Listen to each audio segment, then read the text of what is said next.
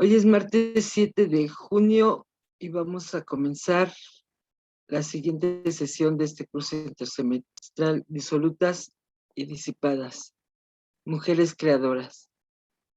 El tema de hoy es pintoras mexicanas.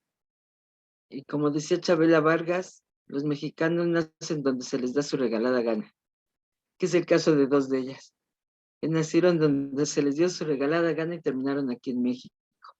Y las otras dos sí nacieron aquí, que son Frida Kahlo y Lilia Carrillo, mientras que Remedios Varo y Leonora Carrington pues nacieron en Europa, que además como ya se empezó a ver, hubo un grupo muy interesante de artistas que llegaron a México justamente por el problema de las guerras en Europa.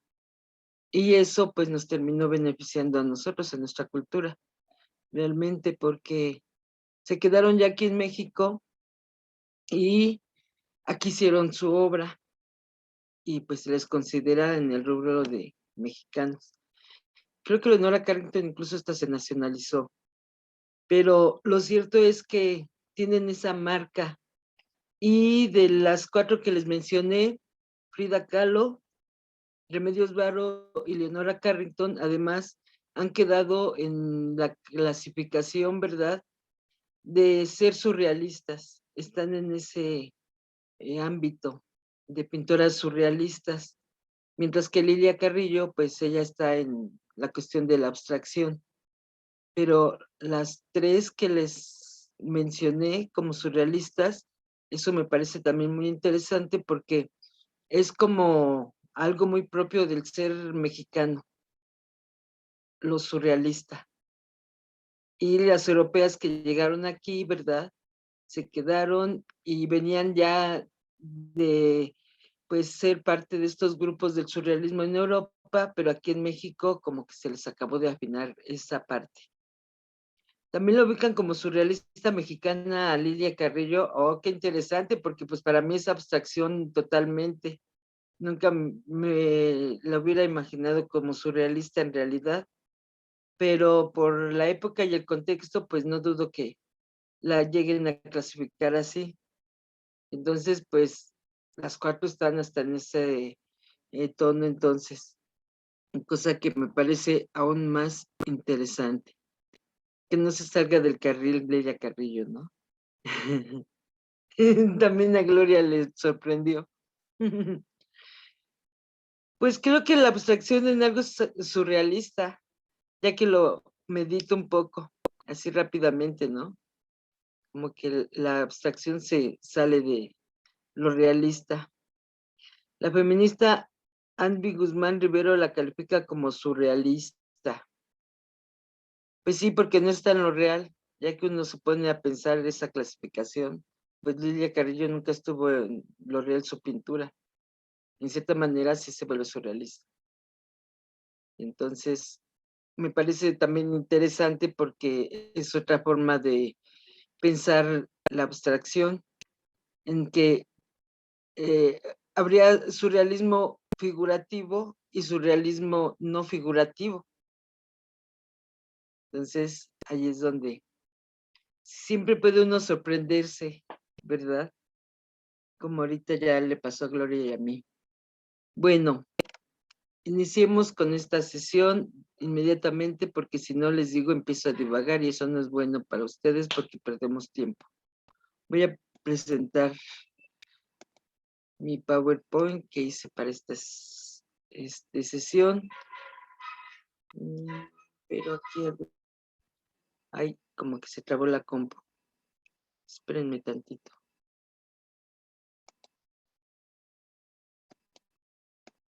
Ahí está ya.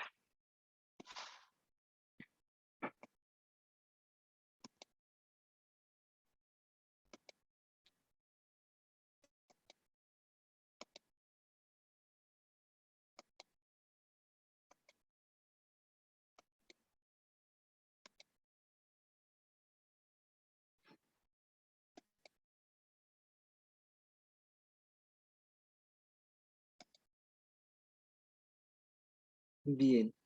Disolutas y disipadas. Pintoras mexicanas, que es lo que ya habíamos empezado a comentar, quiénes son. Frida Kahlo, Remedios Varo, Leonora Carrington y Lilia Carrillo. Son las 4 pintoras que les vamos a presentar hoy. Ellas están del lado de las imágenes, justamente. Y aunque escribieron, ¿verdad? Como Frida Kahlo su diario, Leonora Carrington con relatos incluso de ficción. Creo que Remedios Varo también escribió por ahí algunas cosas, pero no fue preponderantemente su marca. Y pues también Lilia Carrillo como que se quedó muy del lado de la pintura. Pero aquí lo que nos interesa es ver su situación como disolutas y disipadas. Que con nuestra primera pintora, que es Frida Kahlo, pues eso es muy evidente, ¿verdad? Ha tenido una recepción, además la fridomanía, que creo que eso es algo muy especial de esta pintora, que al final, además, últimamente se ha entrado en eso que es la fridomanía, de que la Casa Azul se llena de gente todos los días, se han llevado exposiciones para hacer la Casa Azul en Inglaterra y hacer ahí una reconstrucción para que la gente vea cómo es la Casa Azul de Frida, porque además así como una marca muy especial de ella es la Casa Azul, que es el lugar donde vivió prácticamente toda su vida. Y entonces la fridomanía sigue en boga. Y en esta fridomanía, ¿verdad?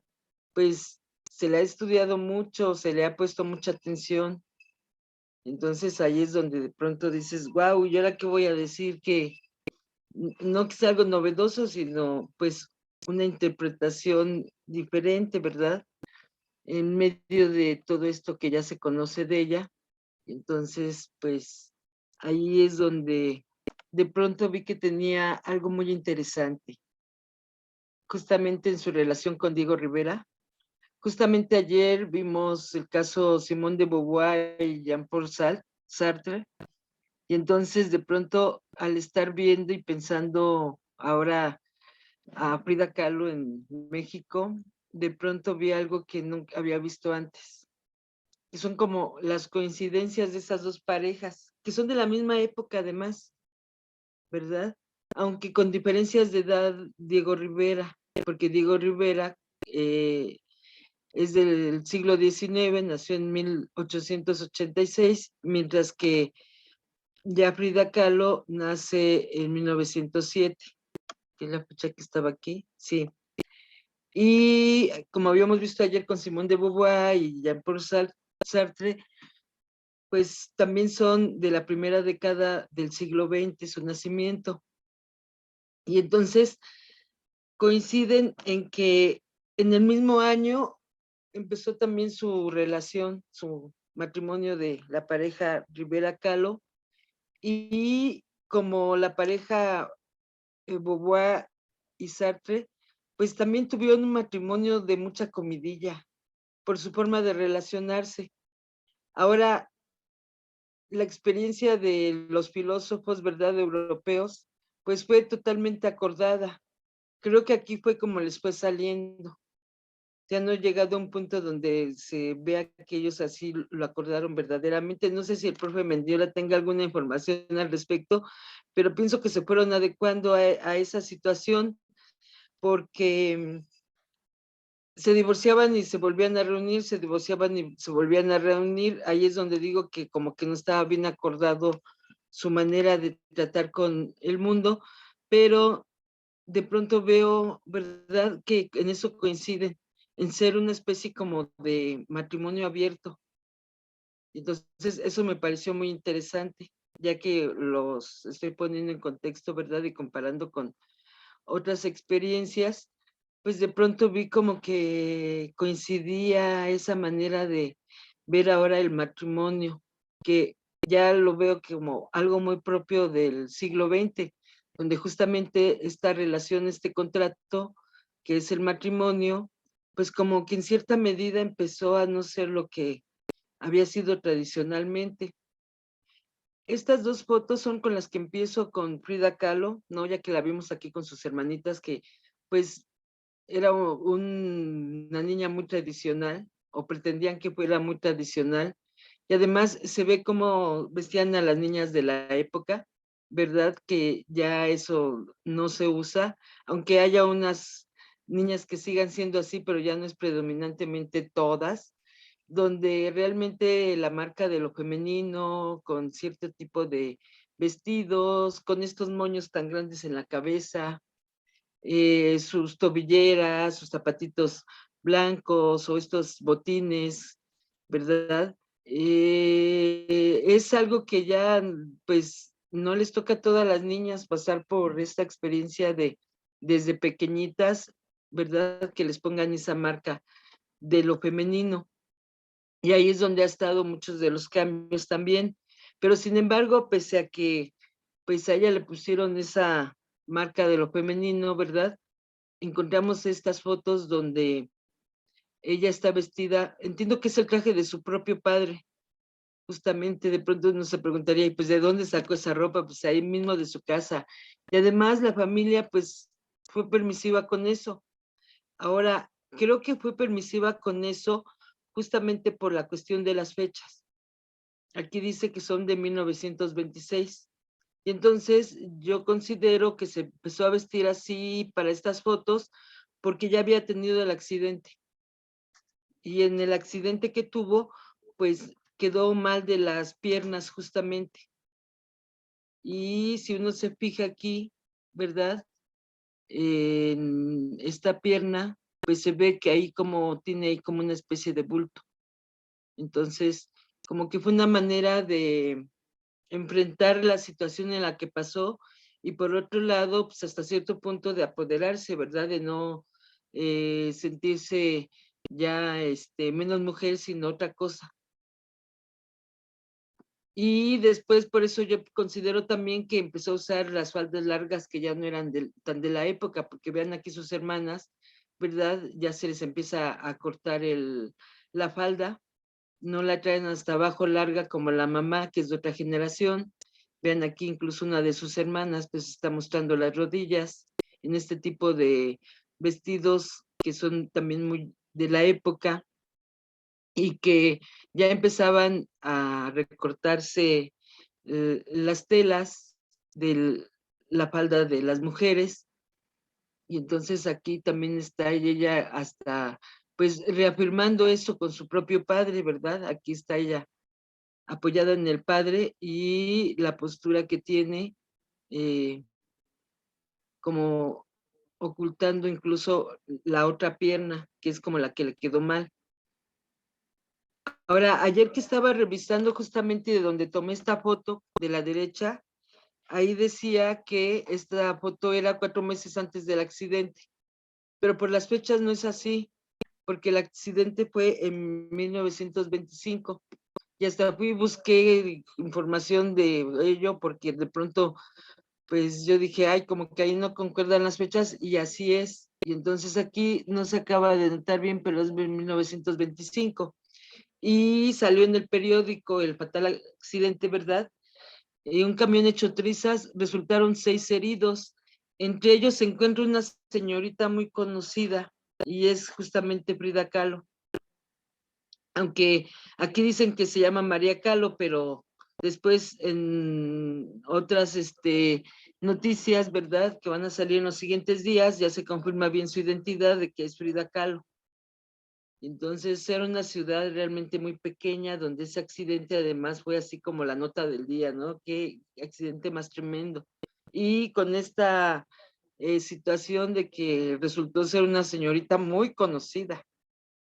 Ahora, el padre pues era fotógrafo y en ese momento a lo mejor no había tantos fotógrafos y mucha gente lo conocía por eso. Y entonces ahí es donde pues es interesante también recurrir de pronto un poco a la investigación hemerográfica para salir de dudas, ¿verdad? De si fue antes o después del accidente, porque además es una página donde pues ahí están las fotos de Frida y como que tratan de ser muy exactos, pero ahí tienen esa inexactitud porque las dos fotos están fechadas en 1926, en febrero, donde ella incluso ya se recuperó, y es por lo que creo que trae el bastón ya Frida Kahlo aquí en la foto de la izquierda, porque estaba pues recuperando. El accidente fue en septiembre de 25. Entonces en febrero pues no había pasado ni un año de eso. Y ahí es donde pues veo como hay inexactitudes en algunos sitios, pero esa es la labor que tienen que hacer los periodistas y los comunicadores o las periodistas, ¿verdad? Ya que habemos aquí más mujeres, de revisar justamente todas estas fechas que parecería que ya están verificadas o ya está la historia y tú no le puedes corregir. No, sí, a lo mejor todavía hay datos que están por confirmar, como este que les estoy mencionando.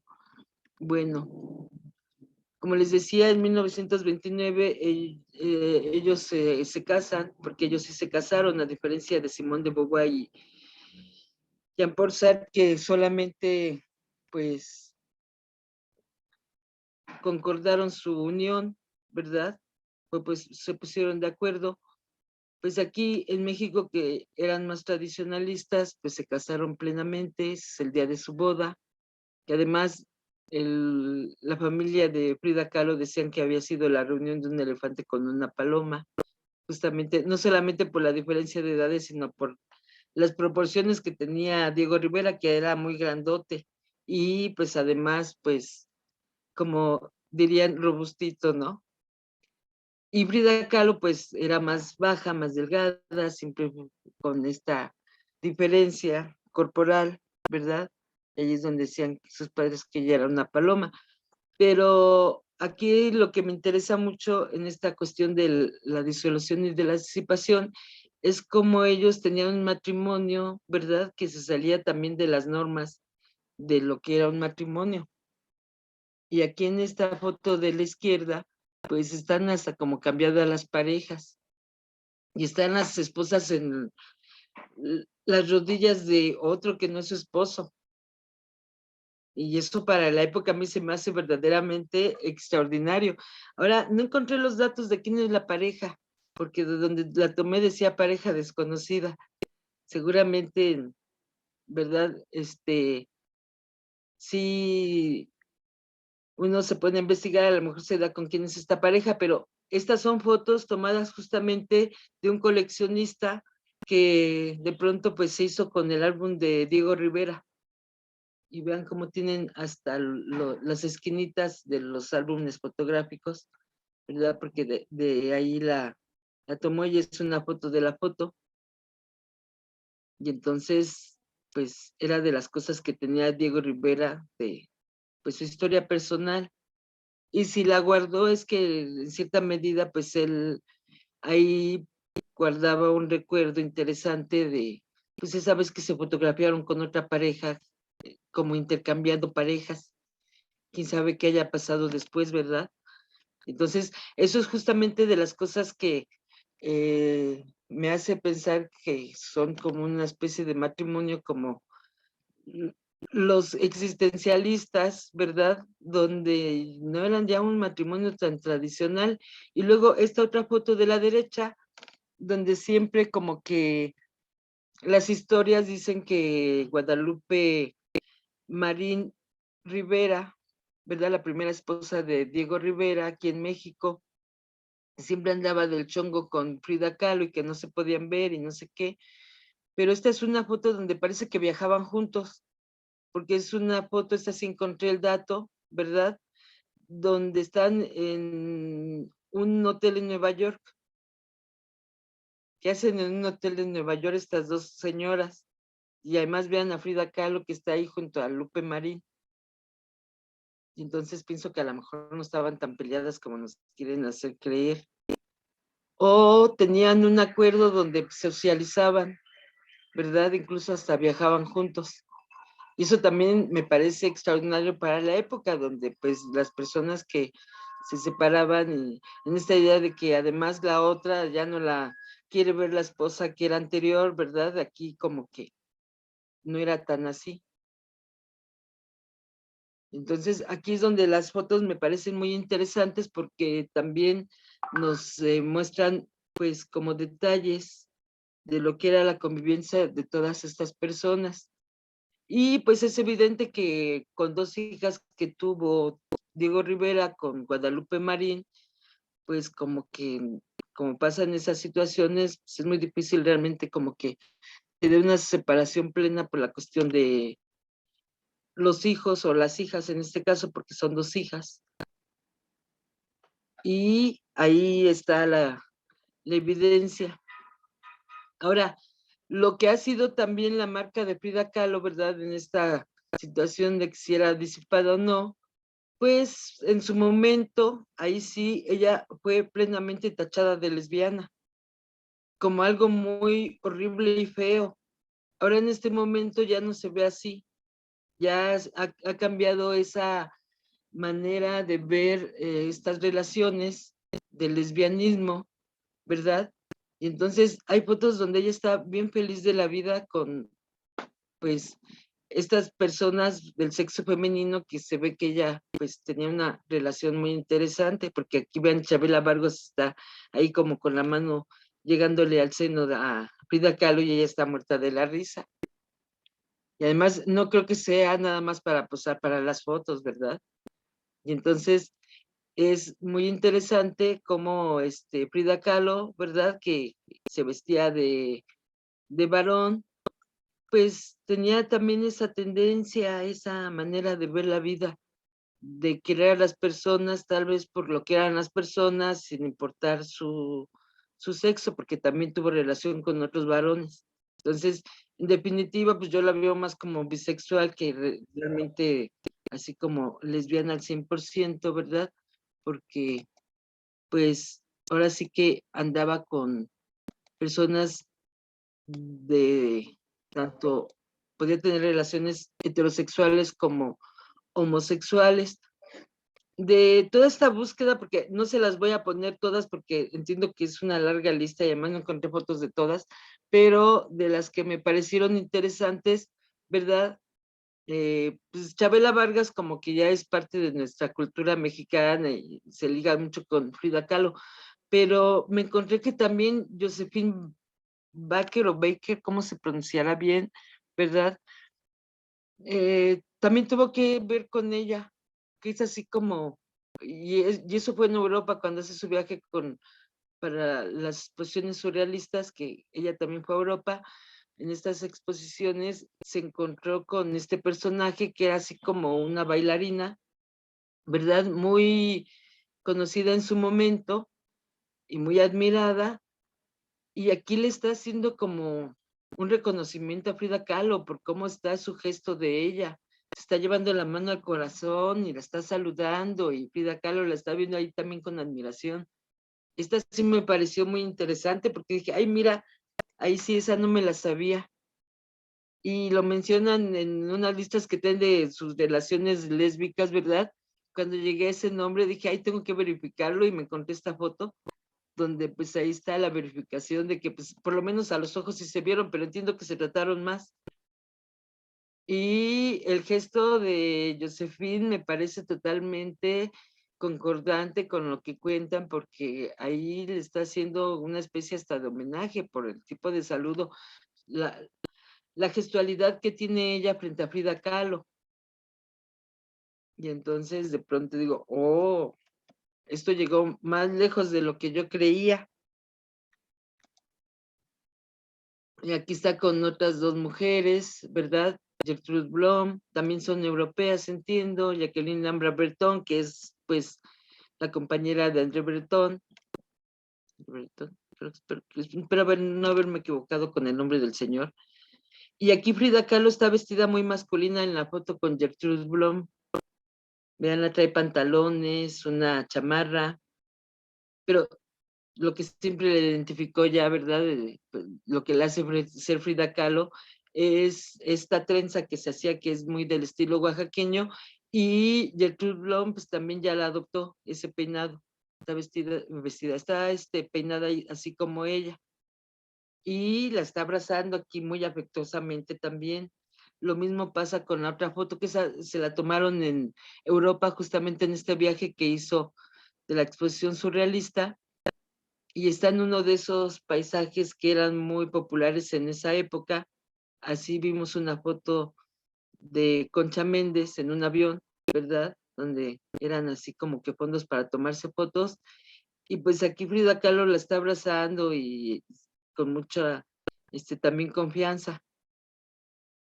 Y pues todas estas son evidencias de por qué la gente de pronto decía, ay, es que es bien lesbiana, por cómo las mujeres se abrazaban ahí en las fotos.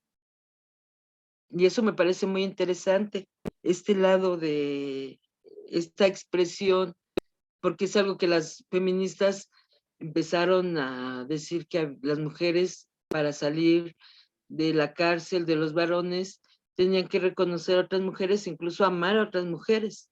Y es lo que Frida Kahlo va a hacer en su vida, ¿verdad? Se ve que con eso no tenía problema, porque realmente ya que uno se pone a pensar es, ¿por qué no puedo yo pues amar a otra mujer que además es mi igual, ¿verdad? Porque siempre tengo que estar amando lo diferente, ¿por qué no puedo amarlo igual, lo parecido a mí? Cuando es evidente que a lo mejor hay más puntos en común, ¿verdad? Y menos discrepancia que con los cuerpos que son diferentes al mío. Entonces, toda esta parte de Frida Kahlo, ¿verdad? Me parece súper interesante, ya fuera de ese morbo con el que se le vio en el momento y que además ahora lo podemos ver y juzgar de otra manera, ya porque el mundo pues se ha cambiado. En el mes del orgullo gay, ¿no? Como le llaman, o del LGTBT, lo que sean las siglas que se agreguen esta semana, que tiene que ver justamente con la diversidad. Y pues aquí ellas están siendo diversas y son diversas adelantadas, ¿verdad? Y eso es lo que me parece muy especial de Frida Kahlo también ahora, de que ya no queda como un monstruo, sino que ya queda como algo de que pues, se adelantó a su época. Aquí es una de estas muestras donde pues también andaba con señores como fue Nicolás Murray, que además la fotografió muchas veces, y muchas de las fotos donde ella aparece ya así como la pintora Frida, pues, se las tomó él. Y entonces aquí está pues ella recargada en el Señor y él la está pues también abrazando. Y pues ahí es donde se habla mucho de cómo Frida Kahlo fue muy libre, ¿verdad? En sus relaciones con otras personas, aunque de pronto pues eso sacara chispas en su matrimonio, porque pues de que sacó chispas, y mucho tiene que ver eso de que se juntaban y se separaban y se juntaban y se separaban. Otra de las que me pareció interesante, ¿verdad? Es con Georgia O'Keeffe, que esta la conocen en los viajes que hace Diego Rivera para pintar murales en Estados Unidos, y Frida Kahlo lo acompañó, y entonces es donde conoce a Georgia O'Keeffe. Y aunque parece que no se trataron mucho, tuvieron una larga relación epistolar. Y en una de estas cartas, pues Frida Kahlo, ¿verdad? Menciona cosas donde parece que pues incluso sí se llegaron a amar físicamente,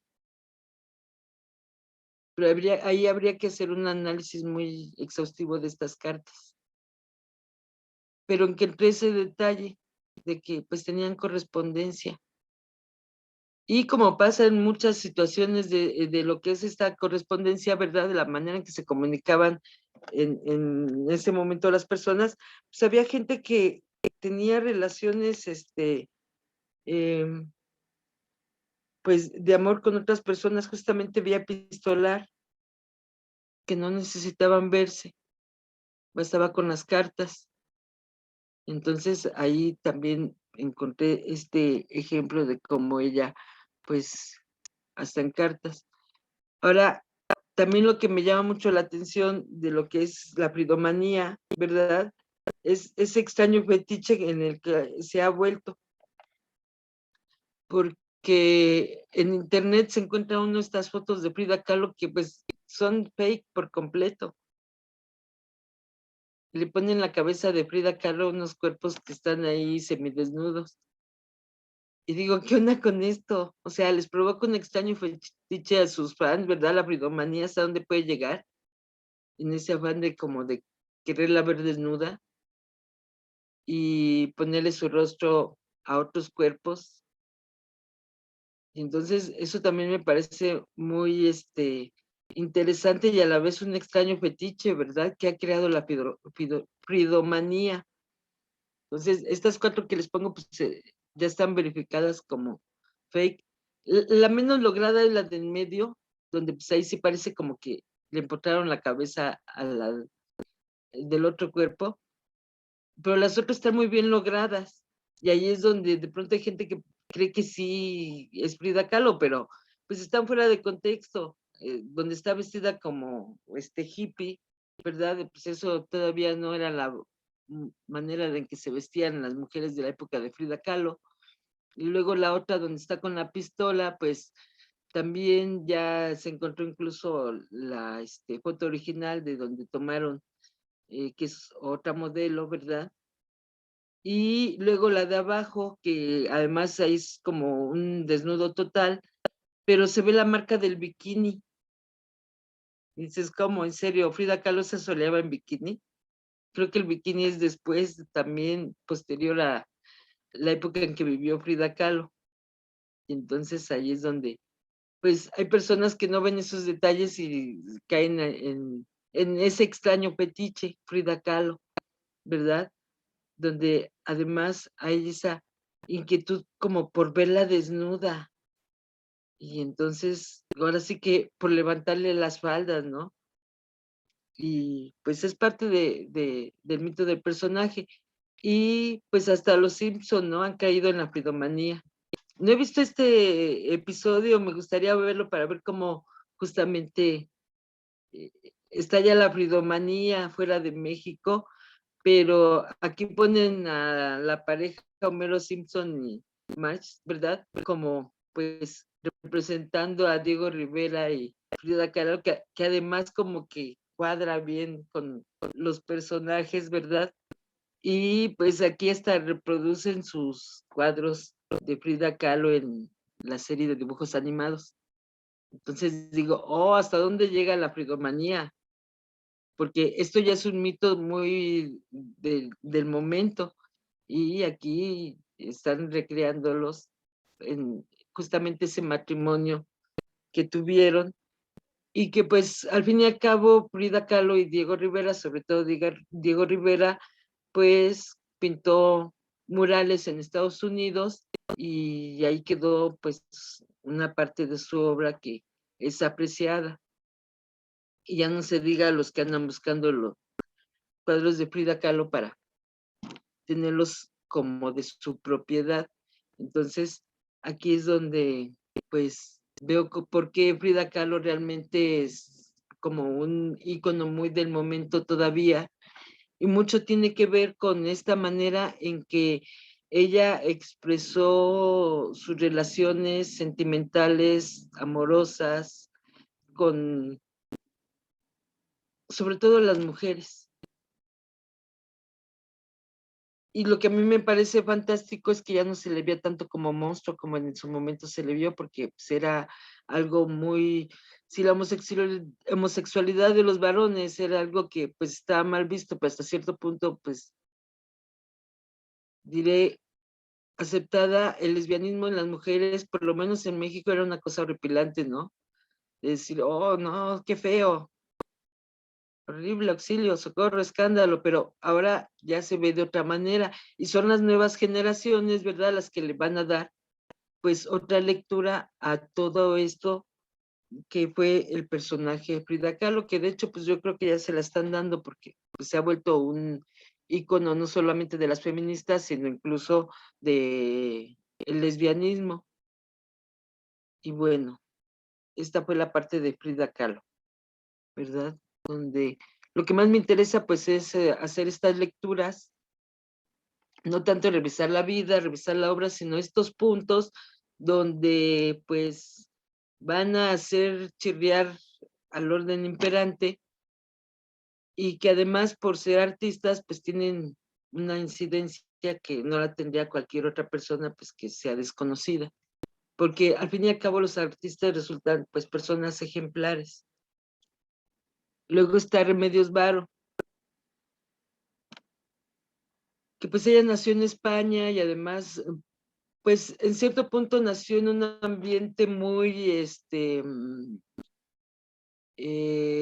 otra vez de cultura, donde desde niña ella pues aprendió a dibujar, su padre era dibujante y le enseñó a dibujar, aunque luego en estas historias digan que ella tenía así como que una cuestión de contradicción en su manera de saber eso, porque era algo que pues como que parece que al final el padre como que no le gustó tanto que ella fuera dibujante porque era una labor de, al fin y al cabo, de varones. Pero lo que es muy interesante es que ella, pues, al final, ¿verdad? Como va a pasar con muchas de las mujeres de este momento, la manera en que tiene de escaparse después de que ella vaya a estudiar formalmente, porque les digo que nació en un ambiente donde realmente fue muy benéfico para ella, porque pues sí la dejaron estudiar, sí estudia pintura realmente, pero pronto ella hace lo posible por salirse de su casa. Entonces la manera en que lo encuentra es pues yéndose casada. Y así ya no tiene muchos problemas. Y entonces rápidamente se va a divorciar también de esta persona, porque va a encontrar a otra persona que es el que la va a meter plenamente en el mundo del surrealismo,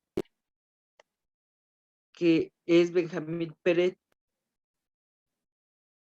Entonces, después de que estudia en la Academia de San Fernando en Madrid y conoce a Gerardo Lizárraga, que es este señor, y que se va a casar con él, pero se casa con él como una forma de salir de su casa, y entonces ahí es donde pues, se va a encontrar con Benjamín Peret y va a establecer también una relación con él,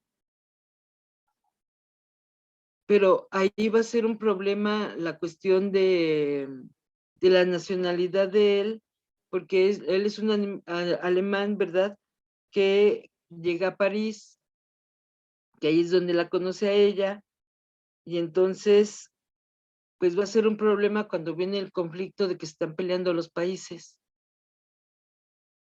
Y entonces va a ser muy pesado cuando pues a él lo detienen, ¿verdad? Y entonces ella pues también va a tener un problema porque además no queda claro porque ella ya jamás quiso hablar de eso, pero también la va a detener a ella la policía y también va a pasar unos días ahí encerrada porque pues a donde llegan pues los investigadores y la gente que la estudia es que parece que estuvo ocultando a un disidente y entonces por eso la arrestan y la encierran 5 días, pero son de las cosas que ella ya jamás quiso hablar, realmente quiso eso olvidarlo por completo. Y entonces ahí va a ser lo que le va a pasar en esta situación del problema con la guerra y además son de las cosas que pues me imagino que te han de marcar horripilante, ¿verdad? Cuando tú es como lo que veíamos ayer con la hermana de María Zambrano, que de pronto pues te apiadas de una persona y eso pues te mete en problemas.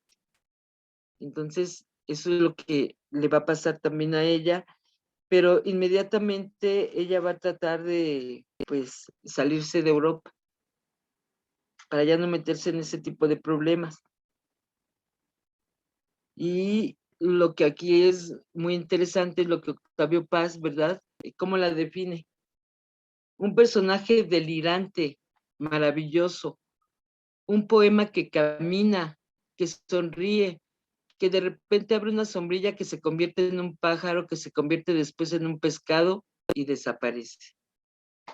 Entonces, así es como retrata Octavio Paz a Remedios Varo, que pues era, les digo, parte de este grupo de surrealistas, porque Benjamín Peret es la que la va a meter a este círculo de surrealistas, donde además ahí en ese círculo de surrealistas, que es donde pienso que es así como una especie de combo, ¿verdad? Con Leonora Carrington, porque es donde va a conocer también a Leonora Carrington. Y con Leonora Carrington va a crear una relación de amistad muy especial, que es lo que a mí me interesa mucho de ellas dos, cómo realmente coinciden primero en Europa, eh, justamente por su relación con estos señores surrealistas, ¿verdad? Porque también Leonora Carrington pues va a ser pareja de uno de estos surrealistas que es Marx Ernst, y se van a encontrar primero en Europa y después cuando anden pues ahora sí que escapando de la guerra, ¿verdad? Se van a volver a encontrar en México y es donde van a establecer una relación de amistad muy interesante. Después de que pues se llevan a Benjamín Peret y ella tiene que pues escapar de Europa, ¿verdad? Y llega a México con Peret huyendo porque hacen todo lo posible porque lo liberen, ¿verdad? Entonces todavía se escapa con Peret de Europa y ahí es donde les digo que para ella fue muy difícil todo esto. Y cuando llegan a México, pues ella ya se queda aquí. Ella ya considera que aquí es el lugar donde tiene que estar y ya no se quiere regresar además a Europa. Entonces es parte de, o sea, como que creó una especie de rechazo ya al lugar donde ella pues había pues crecido, sido joven, que es el continente europeo, y ya decide quedarse mejor en América, y además ella realmente ya no quiere regresar, y mucho tuvo que ver con esta situación que se dio en el momento en que la encarcelan.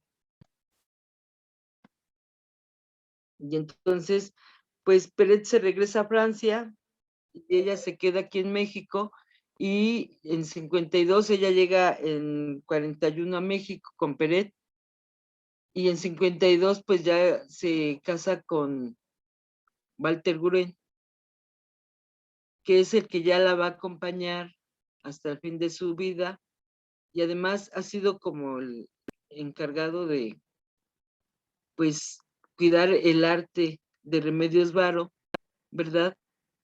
Porque cuando ella conoce a este señor, que en esa década de 40 a 52, pues la manera en que ella empieza a pues sobrevivir aquí en México es haciendo trabajos para publicidad. Y entonces es cuando ella ya se retira del ámbito de la publicidad y de ese tipo de trabajos que pues tenían que ver con diseño gráfico, con hacer imágenes, pero pues las iba haciendo a la par de su obra. Y ya es cuando se dedica plenamente a la pintura. Y aquí está en una foto con su atril, en su taller, y está ahí pintando unos retratos de unos niños, entiendo que son, ¿verdad? Entonces ahí es donde ella, pues, en este quedarse en México, pues va a establecer una relación muy interesante con Leonora Carrington. Su intensa y fructífera relación es uno de los mejores ejemplos de amistad femenina que han pasado a la historia. Y además se puede uno encontrar libros y libros justamente de cómo ellas eran unas amigas muy unidas, que incluso llegó un momento hasta donde vivieron juntas en la misma casa y pues tenían una relación así como pues muy surrealista también, que son de las cosas que cuentan de ellas, porque compartían cosas como de esoterismo por un lado, ¿verdad? Que tienen que ver con la alquimia, tarot, la magia, y de las cosas que mencionan mucho también esa situación que se da en el ámbito de las mujeres, en eso de que las mujeres tienen un espacio muy definido en este orden, que es el espacio de la cocina. Entonces inventaban recetas surrealistas, que por supuesto pues eran surrealistas, ¿verdad? No eran específicamente para comer, aunque había unas cosas que se hacían donde sorprendían de cómo habían hecho eh, algo para comer en ese tono surrealista. Y entonces se va a dar una gran complicidad entre ellas dos y se va a dar esa complicidad justamente aquí en México, que es cuando pues Leonora Carrington va a llegar también, y como ya se habían conocido justamente en Europa, pues como que pues los que llegaban pues sí hacían círculos, ¿verdad? De personas migrantes, y pues ahí es donde ellas vuelven a coincidir, y va a ser una amistad que va a durar pues hasta la muerte de Remedios Varo, en su muerte prematura. Hasta que no nos deshagamos de estas categorías heredadas, artes mayores, artes menores, obra individual, obra colectiva, seremos incapaces de ver en el encuentro de Varo y Carrington en México, en los encuentros de tantas mujeres en las cocinas y talleres de costura, los signos de una poderosa colaboración artística. Esto lo dice Cristina Oñoro, que en la reflexión que ella hace de estas dos mujeres, es que además toda esta colaboración que ellas hicieron, porque eran además muy creativas, ¿verdad? Siempre se ha considerado como algo como que no es parte de la obra de ellas, nada más quieren ver la parte de la pintura.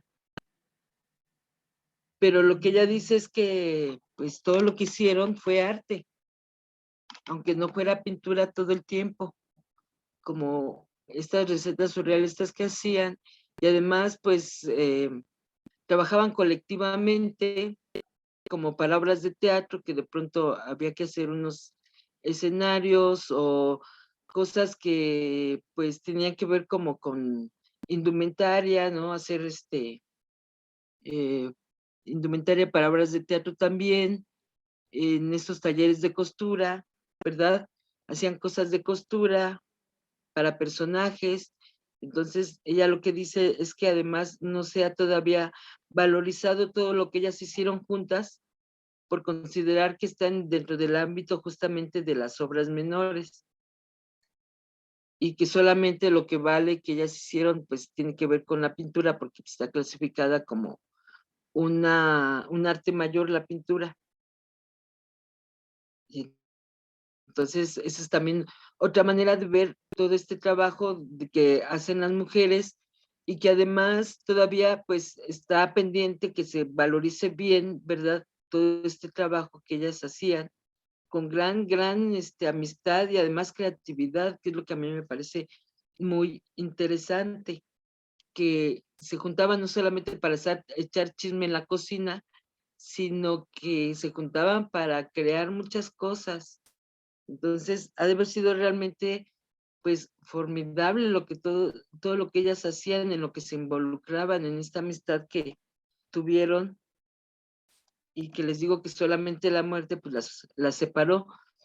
Esta foto es muy interesante porque es una máscara que hace Leonora Carrington y que se la pone Remedios Varo, ¿verdad?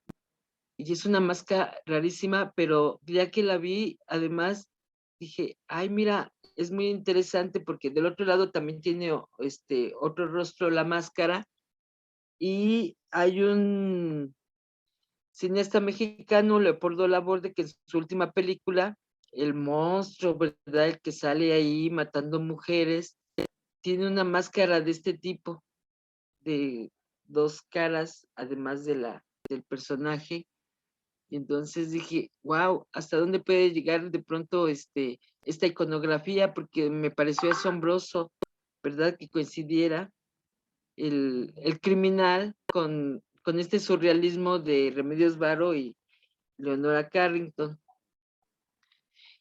Este es un sueño muy interesante de Remedios Varo, que habla mucho de su relación que tenían ellas dos, donde incluso se tocaban el inconsciente, que es algo muy que los surrealistas tratan justamente de conseguir, ¿verdad? Que emerja el inconsciente, y pues en los sueños se emerge mucho ese inconsciente. Y entonces también habla mucho de cómo se afectaban, no solamente en la vida cotidiana, sino que hasta en los sueños. Y este sueño dice: estoy lavando una gatita rubia en el lavabo de algún hotel, pero no es cierto. Parece más bien que es Leonora, que lleva un abrigo amplio y que necesita ser lavado. La rocío con un poco de agua de jabón y sigo lavando la gatita, pero muy perpleja y turbada, porque no estoy segura de a quién estoy bañando. Alguien, alguna de las dos, me dice que el señor Gamboa se acaba de ir a Bruselas y que antes de salir me ha enviado un telegrama certificado ordenándome pintar en color tórtola la fachada de su casa. Entonces, pues es un sueño muy de Remedios Varo, ¿verdad? Muy de un artista. Y además esta relación que se da entre la gata y Leonora Carrington, porque pues Leonora Carrington sale fotografiado con sus gatos también, y es súper interesante este sueño de cómo se le vuelve gato y se le vuelve a la vez Leonora, y pues no sabe si es una cosa a la otra, como pasan los sueños. Ahora, esta foto, ¿verdad? Que la tomó Katy Horna, pues también es una de las, pues les llamaban las magas también, que es, o sea, no eran solo dos amigas todo el tiempo, sino que también estaba Katy Horna, que también tiene una situación, historia similar, ¿verdad? Porque son de las que también llegan a México yendo de la guerra, y pues ella es fotógrafa y va a ser partícipe de este círculo de amistad junto con Leonora Carrington y Remedios Varo. Y son de las cosas que me voy enterando justamente por estudiarlas a ellas dos, por ver cómo era su relación. Y de pronto surge ahí una tercera, lo cual se me hace aún más interesante porque, pues entonces, sí estaban tan coludidas, relacionadas, imbricadas, que pues como pasa en estas situaciones, ¿verdad? No se quedan en un encierro dualista, sino que pues, además eran bastante más amistosas con otras mujeres, como es el caso de Katy Horna, o Horna, ¿verdad? Siempre me queda la duda de cómo se dicen estos apellidos, con H, si sonándola o sin sonar. Pero Leonora Carrington, que les digo, es una especie de combo y es como imposible no hablar de una mientras hablas de la otra, ¿verdad? Por esta similitud de vidas que tuvieron por un lado, y por el otro lado, pues que sí eran muy súper amigas. Entonces, a diferencia de Remedios Varo, Leonora Carrington va a tener una relación muy desdichada, ¿verdad?, en su ámbito familiar, mientras que al Remedios Varo como que le fueron promoviendo que sí, sí se convirtiera al fin y al cabo en la pintora que ella pues quería ser, aunque de pronto su padre se escandalizó que realmente quisiera ser pintora, pero no se lo impidieron. A Leonora Carrington, que viene de un ámbito diferente, porque su familia era así como pues muy rica y aristócrata, ¿verdad? Entonces la estaban encaminando para que pues ella fuera una de estas mujeres que pues las familias tienen para buscarle que se case con un señor y que ella sea casi como la esposa que corresponde a una familia que tiene una herencia, y que pues las mujeres son las que cuidan estas herencias, ¿verdad? Y entonces, pues ella siempre fue muy rebelde desde niña y fue pasando por una serie de circunstancias donde siempre estuvo, ahora sí que discrepancia con su familia, la corrían de escuelas, ahora sí que una tras otra, ¿verdad? Nunca estuvo bien en estos colegios para señoritas en las cuales la iban inscribiendo, hasta que pues realmente el punto donde la familia ya fue la gota que derramó el vaso, fue cuando se encuentra con Marx Ernst, que es otro de los surrealistas, y pues no está muy bien visto porque además él era, además de que era más grande que ella, pues estaba casado también. Y entonces, pues ella tiene ahí esa gran transgresión, a diferencia de Remedios Varo, que pues muy tradicional, va y se consigue un marido para salirse de su casa, pues aquí Leonor Carrington no. Y entonces hace esa transgresión para gran escándalo de su familia. Y lo que es muy interesante es cómo ella, pues sí juzga a los surrealistas.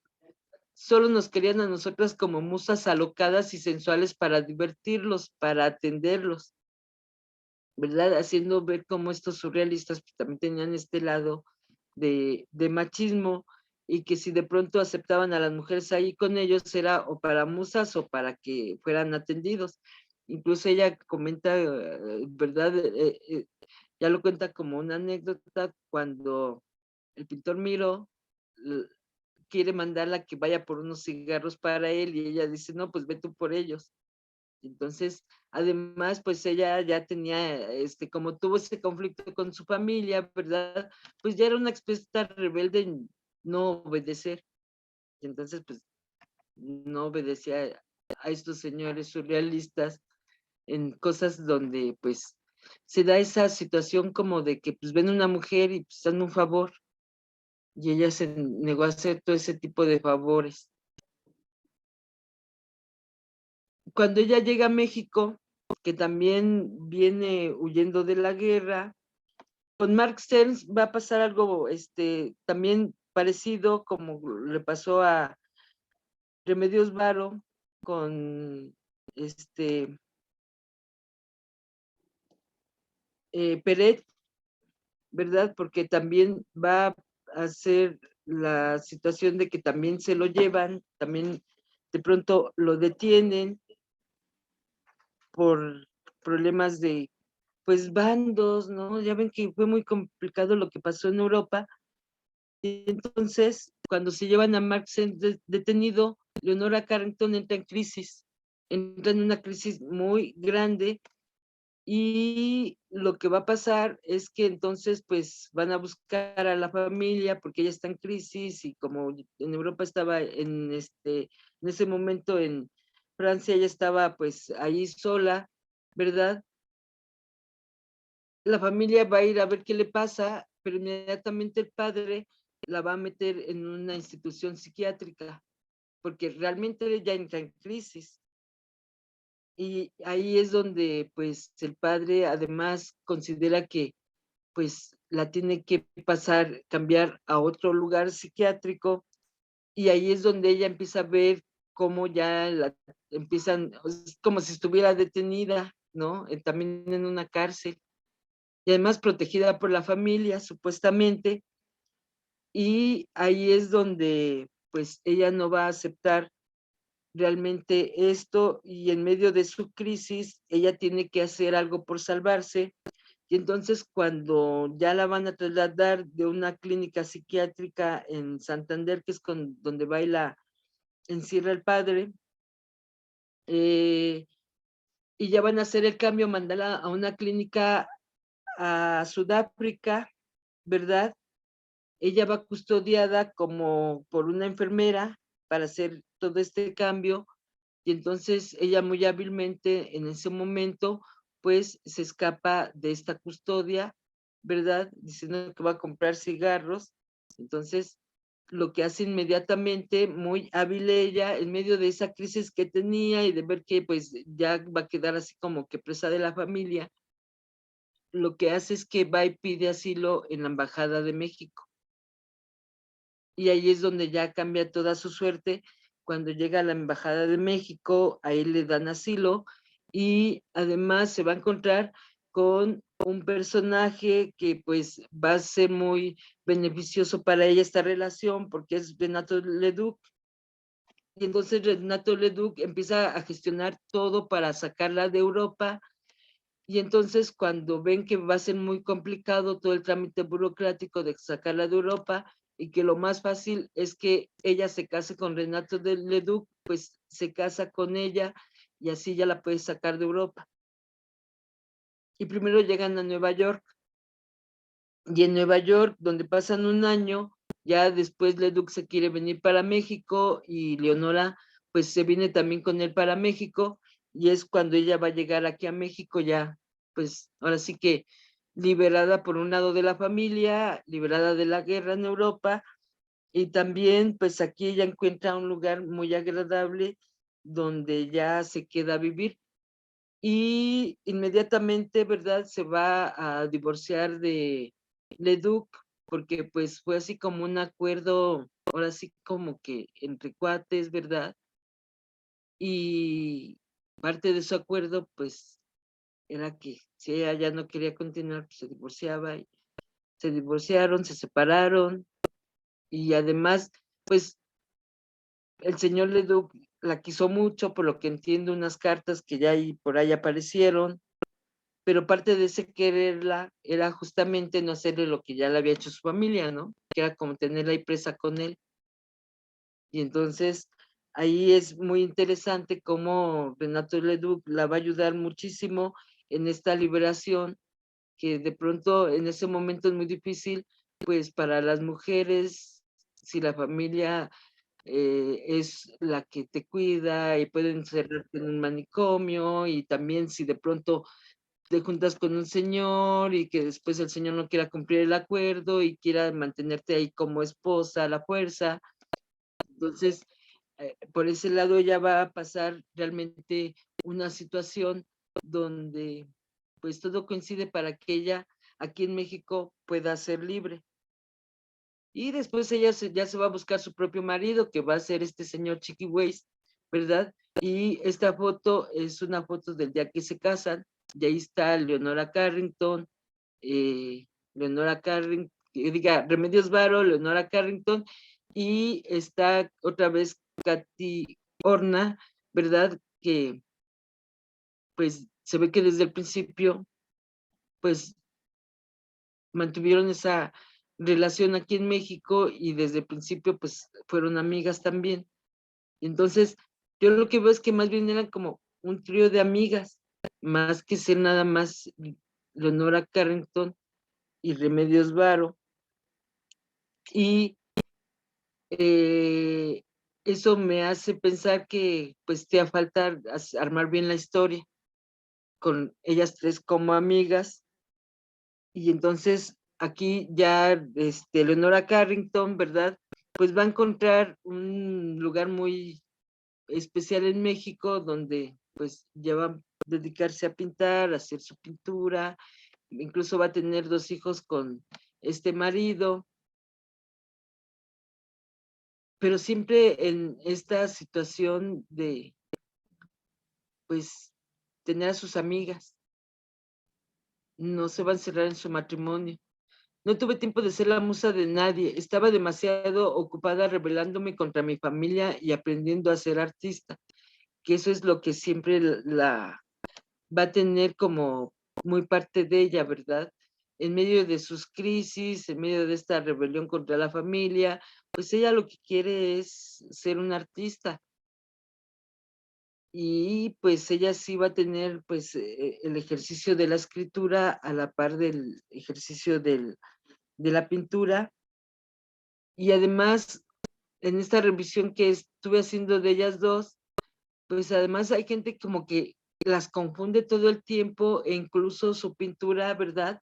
Les cuesta trabajo ver cuál corresponde a quién, pero pues a mí siempre se me han hecho muy distinguibles las dos. ¿Por qué? Porque pues Remedios Varo tiene esa escuela, ese oficio del dibujante, y las imágenes que crea Remedios Varo son muy, diré, hechas con todas las de la ley de las imágenes, de que utilizaba instrumentos de precisión para hacer sus dibujos, ¿verdad?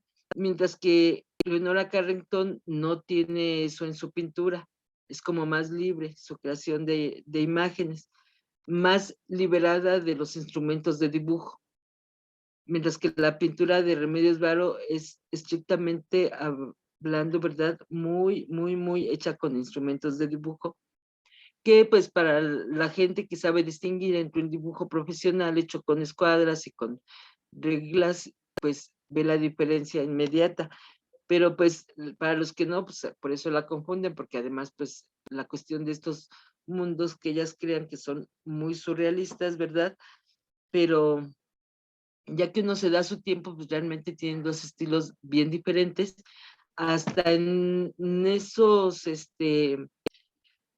escenarios que crean, ¿verdad? Son bien diferentes respecto una de la otra, porque como que los de Leonora Carrington están muy en ese ámbito de la mitología, que de ella desde niña, pues le gustó mucho esa mitología europea, de los celtas, de los mitos que pues hay en Europa, mientras que Remedios Varo como que fue inventando una mitología propia de ella misma con este ámbito de, del dibujo y hacer como máquinas, hacer como artefactos que se movían así como por cuenta propia.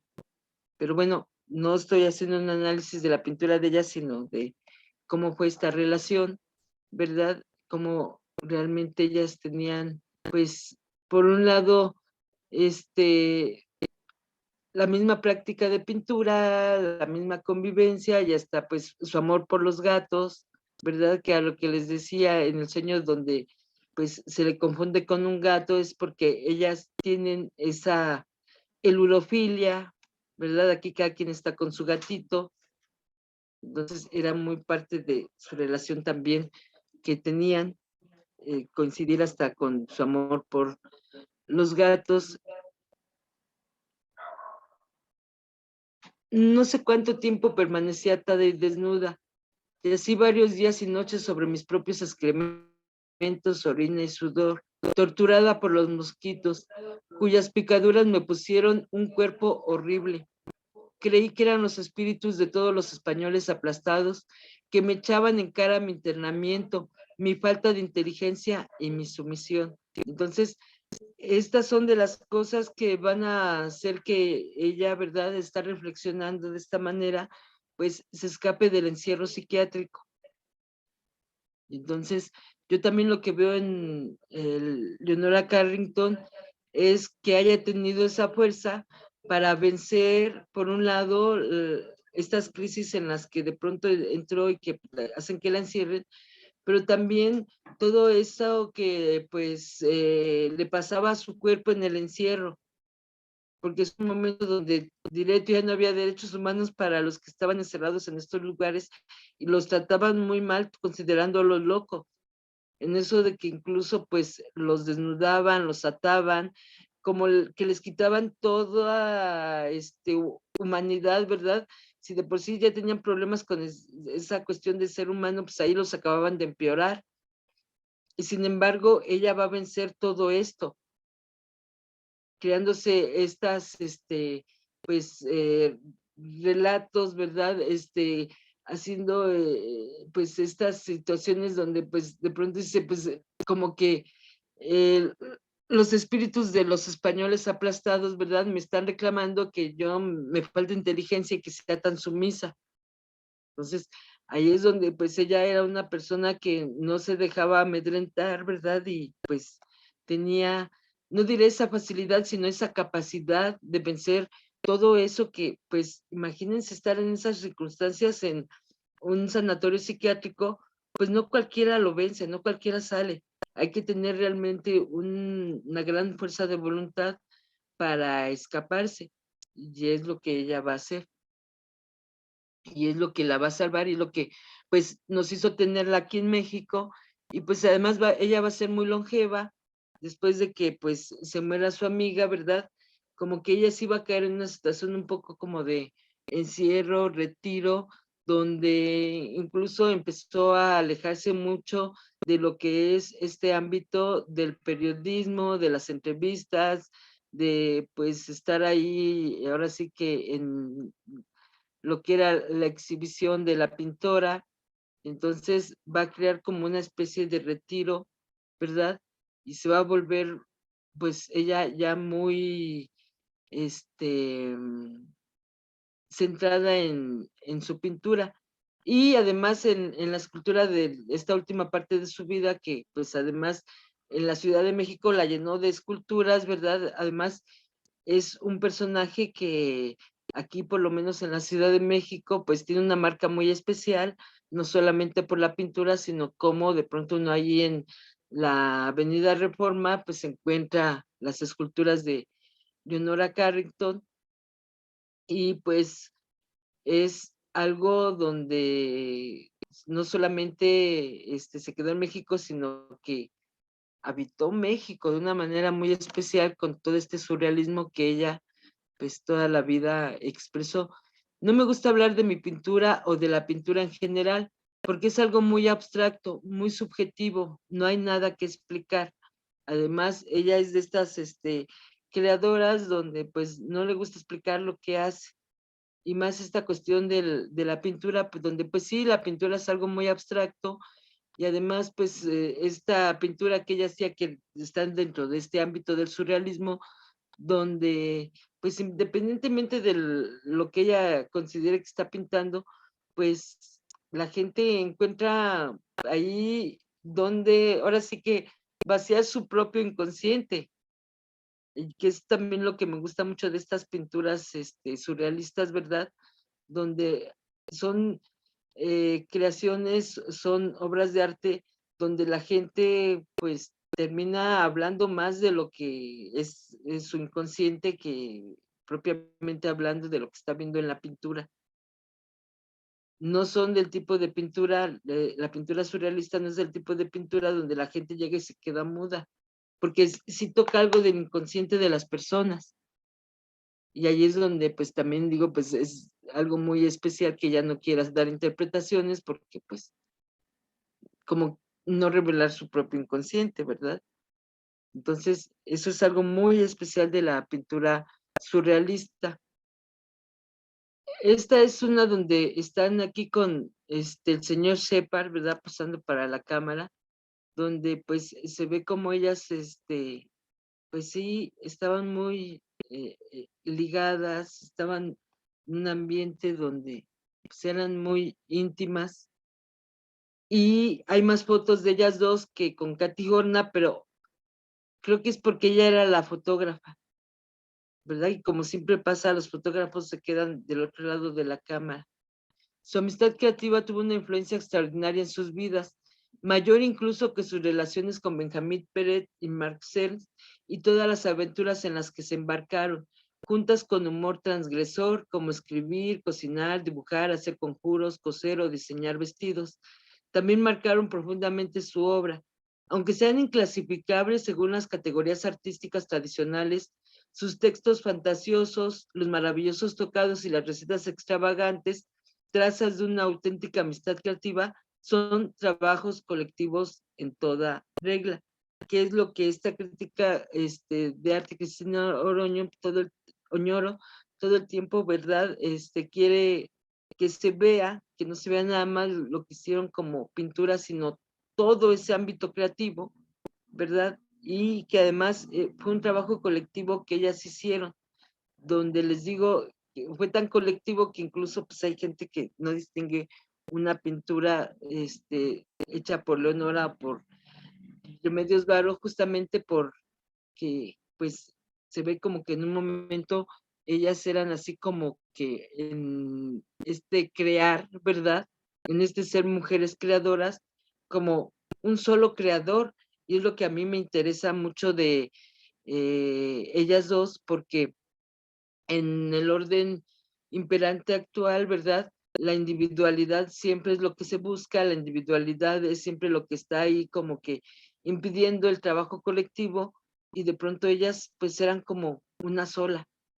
Y eso también en el orden es ser disolución, disipación, justamente, que no se distinga una personalidad de la otra, que además a ellas pues no les importa, y eso es muy bonito, y son de las cosas que se dan en el ámbito de la amistad, ¿verdad? Y de la amistad que realmente no ve ningún problema en mezclarlo todo y que ya no se sepa qué cosa es de cada quien. Y bueno, hasta aquí llego con contarles esta vida de ellas dos, ¿verdad? Ahora vamos a pasar a Lilia Carrillo, que pues aquí se la dejé esta tarea al profe Mendiola. Él la eligió porque además pues es como con María Zambrano, ¿verdad? Que yo nada más les pongo unas cuantas imágenes. Aquí sí les pongo imágenes de Lilia Carrillo porque pues finalmente tanto Leonora Carrington como Remedios Varo pues han estado muy presentes, ¿verdad?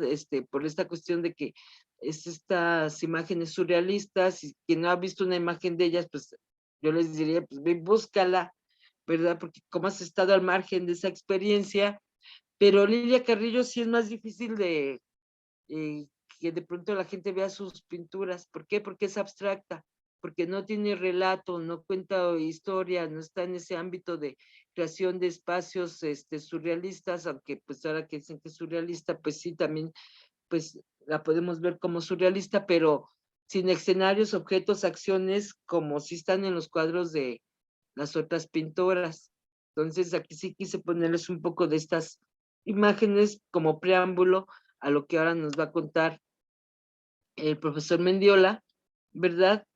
Eh, que nos cuente cómo la abstracción de Lilia Carrillo, pues es una manera de disipación, disolución. Entonces, dejo de compartir para cederle los controles. Ay, creo que ya me salí, No, ¿no? ahí estás. Ah, sí, ya vi que sí estoy. Ay, me entré en pánico, porque me mostró el cuadrito donde parece que ya me salí, pero qué bien. Aquí sigo. Entonces, le cedo los controles al profe Salvador Mendiola para que ahora nos cuente a Lilia Carrillo. Está ahí en el chat. Es mi Ujú. deseo de esta experiencia como curso contracultural subversivo, generar situaciones constantes multitarea. Y ahí está en el chat mi guía para esta acción. Transvaloración de los valores, androginia, la experiencia interior del silencio. Hablar de Lilia Carrillo puede llegar a ser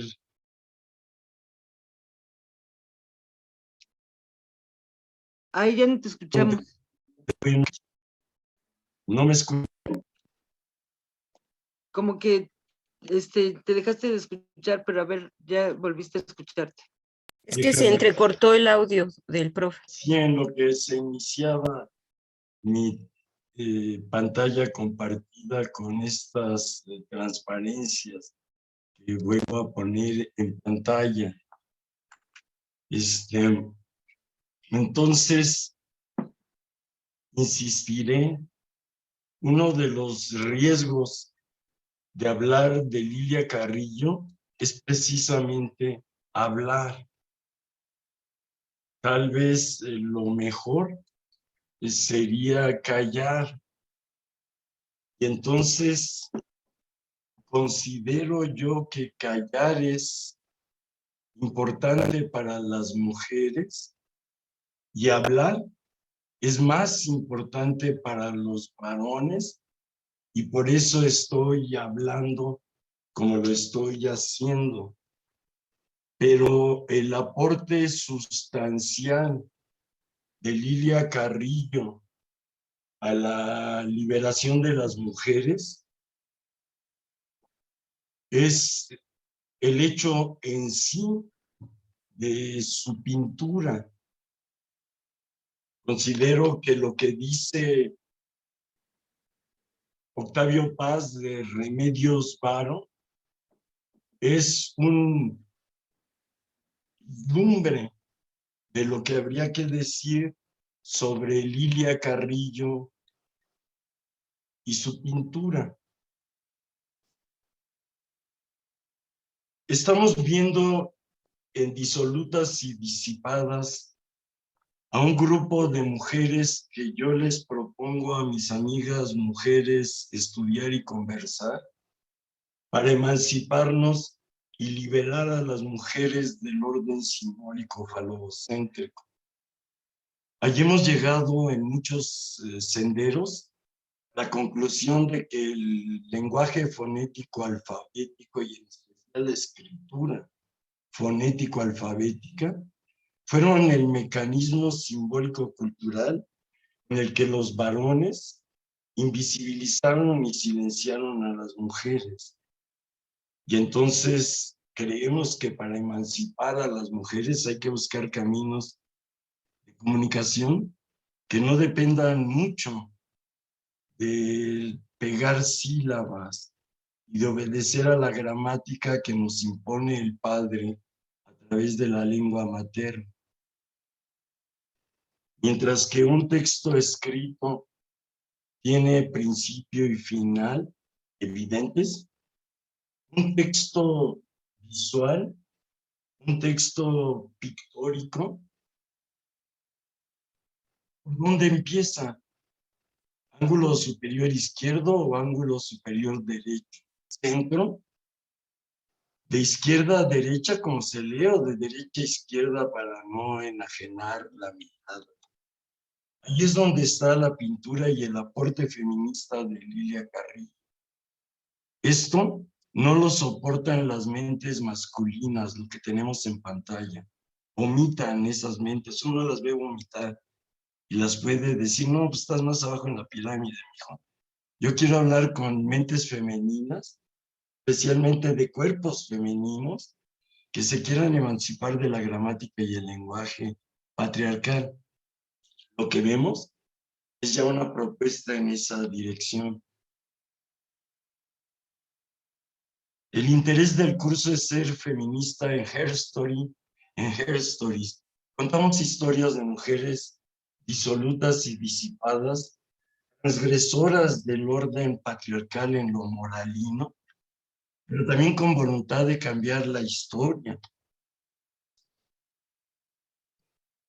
Las que hemos elegido, todas han tenido la certeza de que la religión ya no sirve, es patriarcal. La religión que me digan es patriarcal.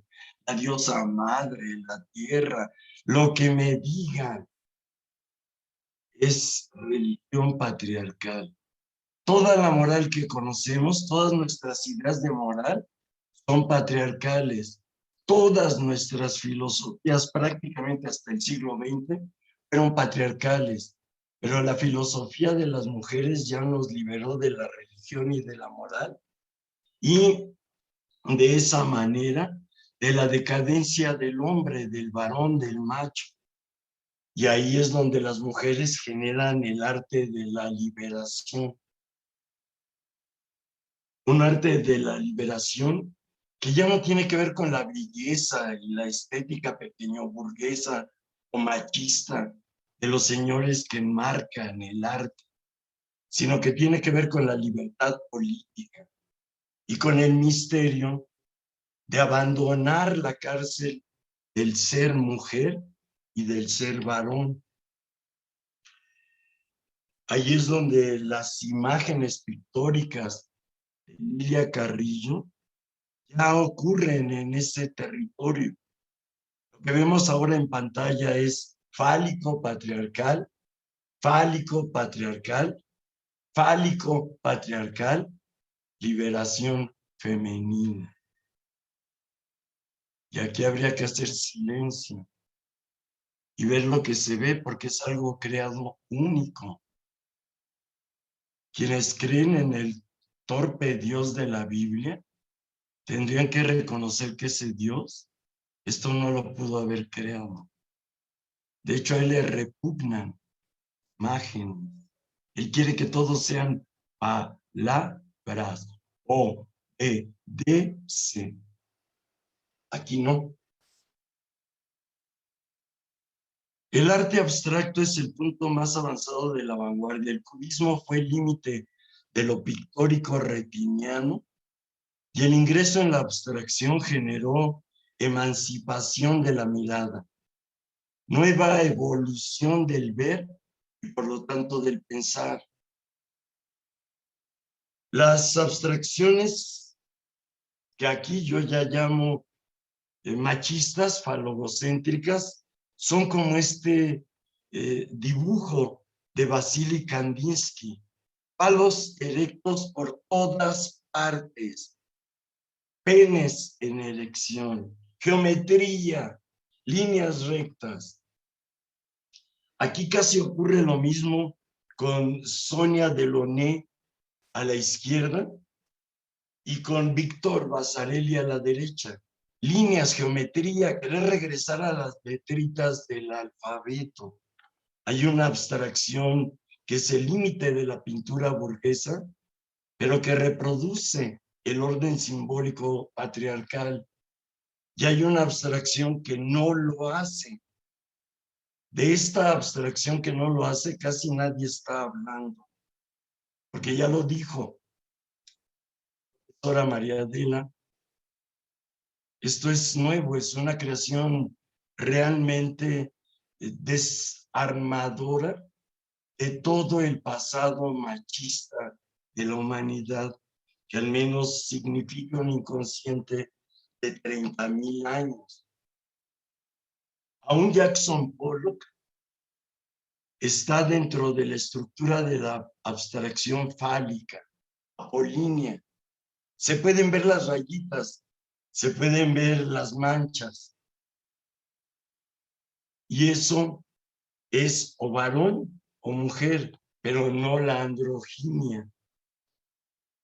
Lilia Carrillo va a avanzar desde la Escuela Mexicana de Pintura hasta llegar a lo que yo llamo la abstracción lírica, de Lilia Carrillo únicamente, aunque también sería bueno llamarla abstracción lírica, porque vuelve de nuevo poesía la pintura. Los cuadros de Remedios Varo, de Leonora Carrington, de Frida Kahlo, son tarjetas postales que se le mandan al colibrí del feminismo con el grito ¡libérame! Prosa de mujeres que se quieren liberar, que se quieren escapar ya del diván psicoanalítico, pero no lo logran. Terminan encerradas en el alfabeto. Lilia Carrillo no, hace poesía con la pintura, no hace cuadritos para ver gatos bonitos o para ver magos y chamanes, no, hace pintura, solo pintura. Mientras Frida, Leonora, Remedios estuvieron presentes en la pantalla que tenemos hoy encendida, aquí no está Lilia Carrillo. La pintura de Lilia Carrillo no cabe en fotografías, no cabe en reproducciones, hay que verla en persona. Aquí es un cuadro inspirado por su maestro Manuel Rodríguez Lozano, cuando está ella estudiando de 16 años en la Esmeralda. Domina ya por completo la Escuela Mexicana de Pintura. Y como dice Jaime Moreno Villarreal, quizás su mejor intérprete hasta la fecha, en este cuadro ya Lilia Carrillo está diciendo yo, y por eso se apunta así el pecho. Ya es ella misma, y lo que haga con su vida va a ser pintura lírica abstracta. La liberación del pensar, el mirar, el ver, para descubrir lo otro. Tiene una vida como las de todas las que venimos contando. Siendo muy joven, se enamora de un gran filósofo, explicador del arte en alemán, el maestro Ricardo Guerra, que visitaba la casa de la madre de Lilia y ahí la va enamorando con alegría de la madre, la va a educar y se la va a llevar de la casa. Una madre literalmente soltera, Lilia Carrillo va a tener la bendición de vivir solamente con su madre y sin un padre. Su padre las abandona prácticamente desde que Lilia nace. Y la madre decide ser sí misma con su hija y organiza un modo de vivir intelectual superior, no es señora que lava la ropa y ve las telenovelas con su hija y le regala Barbies y le dice, tú no te vas a equivocar como yo en el amor. No, la mamá de Lilia Carrillo le dice, vuélvete arte, mija. Y cuando ve que el maestro Guerra se interesa en ella, pues favorece el matrimonio. Lástima que el maestro Guerra, como casi todos los machos, era un inepto con el sexo y todo lo que hizo con Lilia fue preñar. Y nunca darle un orgasmo de verdad. O mejor, una jouissance femenina. El orgasmo masculino es algo que dura como de medio minuto, es salir gotitas, mientras que la jouissance es un vibrar interminable, que se termina porque los machos no la saben encender mejor. De ahí nacen Ricardo y Juan Pablo, los hijos de Lilia que le van a servir a Lilia para emanciparse de Guerra y luego para emanciparse de los hijos.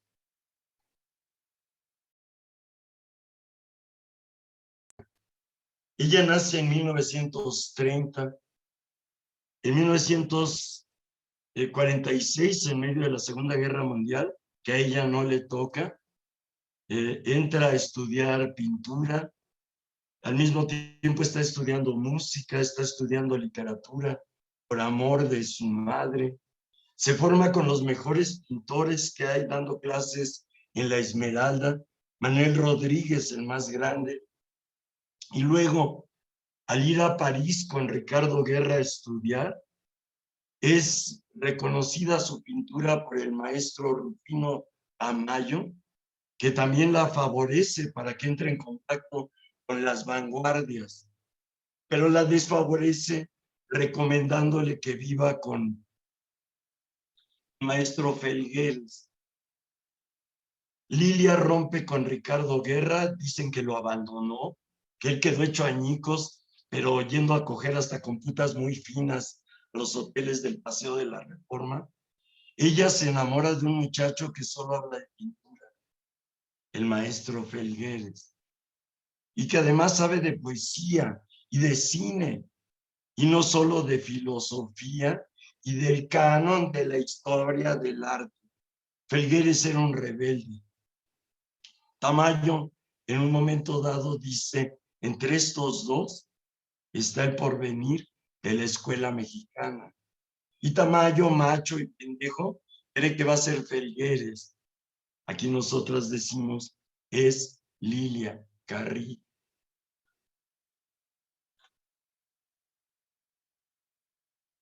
En una entrevista muy bella y brillante que le hace Josefina Vicens, que la admiraba, dice Lilia Carrillo, a veces capto algo que no está, algo que se puede hacer y que no se ha hecho nunca, pero que está ahí, una cosa un poquito mágica, que aunque sea muy insignificante, no estaba antes y de repente estuvo, que es mía porque yo la hice.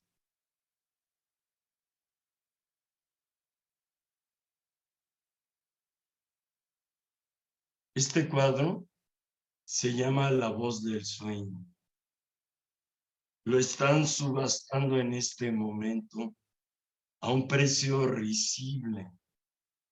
Están pidiendo entre 40 y 60 mil dólares por él. Y la subasta va a abrir en 20 mil dólares. Pero lo bueno de la página en internet donde subastan este cuadro de Lilia Carrillo es que ahí aparece una reproducción perfecta digital, donde uno se puede meter en detalles de la pintura hasta ver el soporte. Entonces ver la pintura, aquí no hay que ver un caballito, aquí no hay que ver un mago, aquí no hay que ver un chamán, hay que ver solamente lo que está ahí ante nuestros ojos.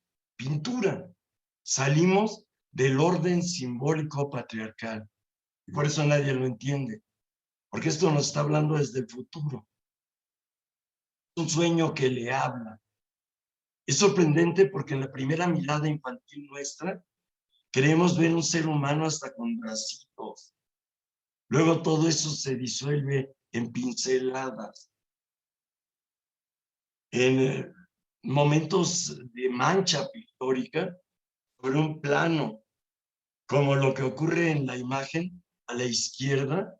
Ese ocre sorprendente lo hizo Lilia Carrillo con óxido de cobre y no solamente con óleo, trabajando ya lo matérico de la pintura. La pintura es materia. Son estampitas para ver caballitos y la Virgen de la Divina Providencia y el sayal de Juan Diego y esas tonterías del mundo machista de los papas y los señores burgueses del Renacimiento. Lilia Carrillo pertenece a la primera generación de gentes de México que hacen algo digno de la historia. La generación de la ruptura que rompe el muro de nopal. La idea de que como México no hay dos y el que no come chile no existe. Y todas estas estupideces nacionalistas. Este grupo de borrachines disolutos y disipados lo borró. Hicieron ver que Diego Rivera y Frida Kahlo y todo eso pues eran santos de Estado para educar a niños pobres de Catepec, pero que querer entrar en la historia y emancipar a la humanidad y alcanzar la democracia republicana global requería ponerse a la altura de las circunstancias. Habrá que hacer un día un curso sobre todos ellos, pero ahí está la principal, Lilia Carrillo. Nos ordena el autor del libro que tiene ella en el brazo, que es Juan García Ponce, que está sentado a la derecha en una silla de ruedas, como va a terminar también Lilia su vida. Y él dice, ella va en el centro, no porque sea la musa, sino porque ella es la vanguardia. Yo no voy a rebatir, dijo Juan García Ponce, a Juan Hacha ni a Fernando Gamboa. El Museo de Arte Moderno se hizo para Lilia, el arte moderno mexicano es de Lilia Carrillo. Señores, rodéenla y siéntanse orgullosos de ser sus contemporáneos.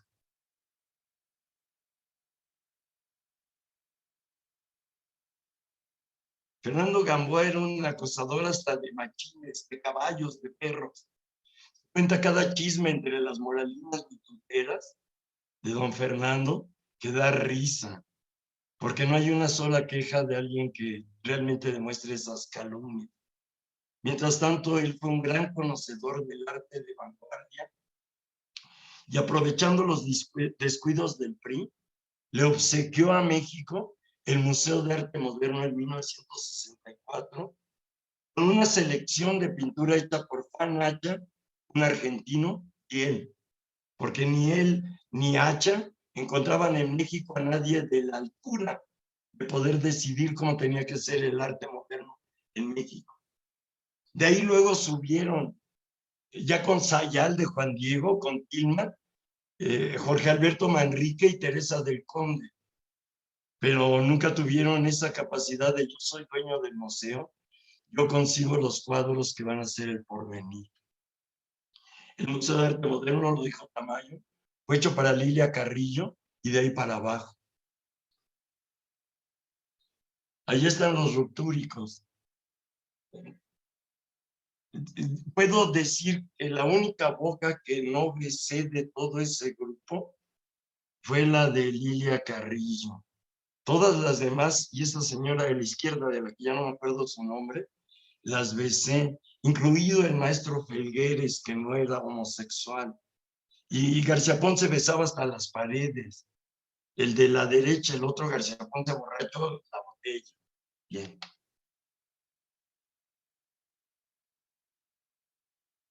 Empezar a ser feminista mexicana de vanguardia contracultural es salir del silencio, del asombro y la belleza misteriosa de este cuadro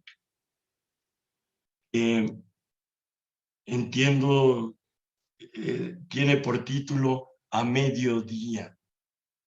Lilia no quiso ponerles números a sus cuadros abstractos, era muy fálico el número, y decidió darles títulos líricos, o dejó que sus amistades líricas les dieran nombres a sus cuadros. Lo que se sabe, entiendo ahora hasta Josefina Vicens que lo dijo, Tamara Garina, una actriz de cine y teatro, contó mucho para que Lilia decidiera los títulos finales de sus obras, como los tenía que conocer la humanidad. Esto es ya estar en un espacio de discurso feminista, donde creo que hemos desbordado todos los marcos y esquemas del orden simbólico patriarcal. Es una reflexión producto del programa propuesto por la profesora María Adela, que desde hace 4 años viene dirigiendo las investigaciones feministas de la Chorcha Chilis Willis. Entonces, lo que llevo dicho hasta aquí con Lilia Carrillo y las disolutas y disipadas que hemos historizado hasta aquí, regreso a nuestro gran punto de apoyo. A la luz de esta profunda intuición, que las mujeres deben ser libres de ser mujeres, no tienen que ser mujeres como los varones, tenemos que dejar de ser varones. A la luz de esta profunda intuición que nos conduce a repensar el destino tanto de los varones como de las mujeres, y de la misma manera el deseo que los vincula, aunque de modos muy diferentes a la infancia. Nos hallamos en posibilidad de ver que el sueño de amor se extiende a cuestiones que van más allá de las así llamadas relaciones eróticas. Y el sueño de amor todo lo reduce a convertir a las mujeres en máquinas para tener hijos. Entonces hay que deshacer el sueño de amor patriarcal. Hay que buscar una armonización de las diferencias naturales, una unión de las tradiciones del varón y la mujer y de todo lo que el orden social insiste en segregar. Tal es la cuestión central, no únicamente de los asuntos amorosos de nuestras disolutas y disipadas, sino de la heroica soledad a que las mujeres han tenido que recurrir para refugiarse desde el despertar de sus primeras desilusiones.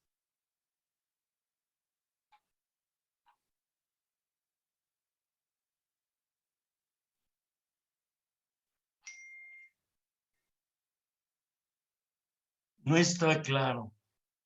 Hay quienes dicen que en 1951, cuando tenía 20 años, Lilia Carrillo, en una tarea de la Escuela de Pintura de la Esmeralda, se cayó de un andamio y se golpeó la columna vertebral. Otras personas dicen que eso le pasó hasta 69. Entiendo que la profesora Gloria Hernández Jiménez tiene datos de que pudo pasar cuando estaba pintando el mural de Osaka. El hecho es que en el año de 1969, ella empieza a sentir que se le duermen los dedos de los pies y peor aún, los de las manos. Van al médico con el maestro Felgueres y le diagnostican un aneurisma en la médula espinal.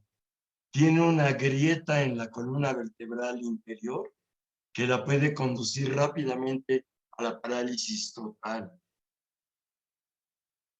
Felgueres y ella gastan todo el dinero posible en que ese momento llegue lo más tarde que se pueda, porque a diferencia de la arteriosclerosis del maestro Juan García Ponce, en cuanto se separara la médula de la columna, ella iba a morir. Y siempre le diagnosticaron que eso podía ocurrir al día siguiente o no más allá de 6 meses. Y puede vivir desde 69 hasta 74, viendo que el día de ayer se cumplieron 28 años de su muerte. Logró estar hablando prácticamente hasta el momento final. Altamente drogada, con 1000 cosas para que no le doliera el cuerpo, para que pudiera hablar y pudiera tratar de pintar, dejó una obra inconclusa. Una obra inconclusa que en cuanto ella murió, Felgueres escribió por la parte de atrás: esta es la única pintura que Lilia dijo que iba a ser para nuestra casa. Y él por eso la consideró toda su vida un acto de amor sagrado de Lilia Carrillo para su casa con él. Vivieron juntos desde 1960 hasta que ella murió. Todos ya nacimos, o todas ya nacimos, todas nos vamos a morir. Y donde llegamos con esta sabiduría feminista es en este momento de la historia, con 7,000 millones de habitantes en el planeta, pues prácticamente 7,000 millones de habitantes van a morir sin servir para nada. Nunca haber creado nada, solo haber copiado, copiado, copiado hasta el funeral. Con Lilia Carrillo y con todas las mujeres disolutas y disipadas que llevamos mencionadas hasta aquí, estamos invitando a mentes libres a arriesgar la aventura del éxtasis, la frialdad, la tristeza de la libertad. Entonces, comprendo también que la sesión de mañana tendrá que ser trascendental, porque vamos ahora a lo que podrían considerarse garabatos en esta historia. Hasta ahí llego con la voz. Le paso el micrófono, maestra María Adela. Correcto. Pues sí, ya lo adelantó el profe Mendiola. Mañana veremos como garabatos. Porque son las mujeres que yo elegí porque son como paradójico la situación de ellas. Y en cierta medida, por lo que ellas hacen, pues han hecho chirriar al orden. Porque a lo mejor ellas no son tan disolutas y disipadas, ¿verdad? Pero el papel en el cual quedaron, pues es lo que hace que ellas, les digo, saquen chispas en el orden. ¿Por qué? Porque mañana veremos, yo le puse de título a esa sesión Cuidando el Orden, en pregunta, cuidando el orden, ¿verdad? No una aseveración categórica, sino una pregunta. Cuidando el orden, o sea, a eso se dedican ellas. De primera instancia, pues sí, ¿verdad? Están como cuidando el orden, pero es un orden al que no les gusta que ellas estén en ese papel, y ahí es donde sacan chispas. Entonces, por un lado, va a ser Georgette Vallejo, María Kodama y Marijo Tramini, que son justamente, pues diré, pues las viudas, ¿verdad? De grandes personajes. Y por eso es por lo que, pues no les gusta a mucha gente. Entonces, parecerían ellas muy, pues, insertas en el orden, pero si estuvieran tan insertas en el orden, pues no provocarían todas las chispas que provocan en ese orden. Y por eso es por lo que yo las tengo ahí. Y además, pues esa ha sido su labor, su creación, su obra, ¿verdad? Cuidar esos legados, porque como ya se ha visto aquí en esta reflexión, pues de pronto, en este orden simbólico, está el asunto de la propiedad y la pregunta que se hacen muchos artistas es, ¿y ahora quién va a cuidar mi legado? Lo vimos con Simone de Beauvoir, como hasta adoptó a una de sus alumnas, amigas, ¿verdad? Para que se quedara como la heredera, ya que ella no tenía hijos. Y pues también aquí son casos parecidos de pues parejas que no tienen hijos y las que se quedan, ¿verdad? Hasta cierto punto, pues a cuidar justamente ese legado para que pues el Señor siga teniendo cuidado su legado. Pero en esa situación ellas son rechazadas por ese mismo orden. Ya veremos mañana cómo les va en la vida a estas mujeres. Pero bueno, ya se nos acabó el tiempo, ya estamos terminando aquí esta sesión de hoy. Espero que les haya parecido interesante como las anteriores. Ahora bien, ahí está la siguiente tarea. Ya de la jefatura me andan preguntando si todos aprobaron mi curso, porque pues ustedes tienen que poner algo de su cuenta, les dije que todavía no terminábamos. Entonces, ahí está la siguiente tarea, ¿verdad? Donde es una tarea ya un poco más de investigación. De lo que se trata es de que vayan, investiguen un poco, por un lado, de la recepción de la obra que eligieron, cómo fue recibida esa obra en su momento, si fue aceptada, no fue aceptada, fracasó, se volvió exitosa, ¿no? Todas esas cosas ya se encuentran ahora en internet. Y por otro lado, pues buscar un poco de la vida de la autora que eligieron para hacer una breve semblanza. Las dos cosas, que es la recepción de la obra y la semblanza de la escritora, pues no estoy pensando que hagan así como un tratado, ¿no? Algo muy breve, muy conciso, que a ustedes les ayude y les permita entender más lo que están leyendo, porque ubicar la obra en su contexto de cómo fue recibida ayuda mucho a entender la obra y también ver cómo era la vida de la persona, ¿verdad? Que aquí yo ya les he contado unos datos, pero pues a lo mejor les falta saber un poco más y nunca está de más investigar otro poquito, pues que ustedes también se enteren de más cosas del libro que están leyendo. En un solo documento, sí, en un solo documento exactamente, que en un solo documento pues hablen de la recepción de la obra y de una breve semblanza de la autora que estén leyendo o del libro que se trate de alguna de las personajes que están leyendo, porque hay unos libros que son directamente escritos por el personaje, hay otros libros que son justamente escritos por otras personas para hablar del personaje. Pero en los dos casos, eso es lo que hay que buscar, la vida del personaje que ustedes eligieron. Entonces, eso sería la siguiente actividad para que ustedes ya, pues, puedan poner en contexto lo que están leyendo y les reditúen entenderlo mejor. Bueno, si no hay más preguntas al respecto, pues yo me despido. Les agradezco mucho su participación, su asistencia en estas sesiones. Nos vemos mañana. Hasta mañana, gracias. Hasta mañana, que pasen una bonita tarde.